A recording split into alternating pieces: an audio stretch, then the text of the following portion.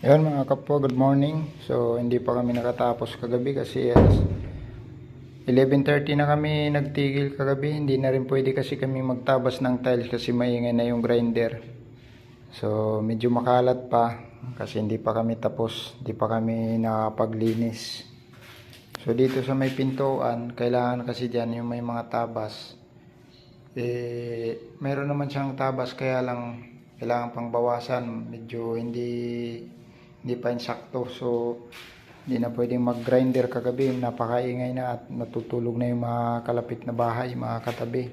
So dito papuntang CR, tatlong tiles din. Doon sa may pintuan, ganun din, tatlong tiles. So kailangan lang mag-grinder. Kaya hindi na pwede kagabi. Hindi na kaya gawa ng maingay. Tutulog na yung mga katabi. So dito naman, ayan, makalat. Hindi pa nakapaglinis. Hindi pa talaga maglilinis. Ang problema dito, may tumutulo talaga dito. Tumutulo pa rin talaga. Inakyat ko na to eh. Hindi ko lang alam bakit tumutulo pa rin dyan sa may ano. Oh. Dalawang bulkasil na yung naubos ko dyan. Yung dito, parang wala na. So, nasolusyonan na yung nandyan. Hindi na tumulo. Nilagyan ko rin kasi ng bulkasil yan eh. Ayan o. Hindi na siya tumutulo dyan. Yung dito lang ang hindi nawala. Hindi ko rin alam kung saan yan banda yung tumutulo dyan. Wala naman ako nakitang butas doon sa bubong. Kung hindi yung dito lang sa may pagitan. Yan sa kanto. Yung pinagupitan ng yero.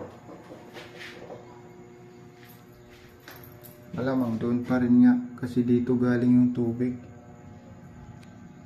Dito galing yung tubig mga kapwa. Oh. Yan o. Dito. Tapos wari ko tumutulay siya. Tumutulay siya papunta rin eh. Hindi malapit sa may ilaw. Tapos dito naman yung bagsak ng isa malakas. Yan o.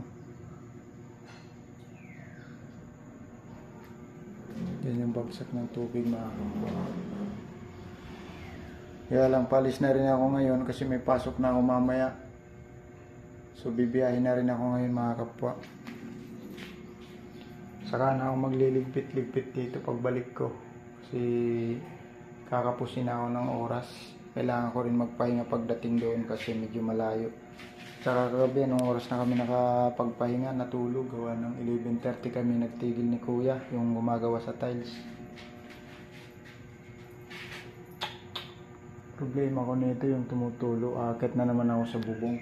Kapag kalayo pa ng pinanggagalingan, doon pa sa dulo magtatayo ng scaffolding. Bago makatawid papunta rin sa amin. Napakahirap lagay ng dyan, bulkasil. Dalawa na yung naubos kong bulkasil pero hindi ko alam bakit tumutulo pa rin. Ano kayang dyan, problema sa bubong na yan. Tapat na tapat pa sa lababo eh. Oh. Yan o. Tapos din eh. Malakas kasi yung ulan kanina, madaling araw mga kapwa, ang lakas ng ulan.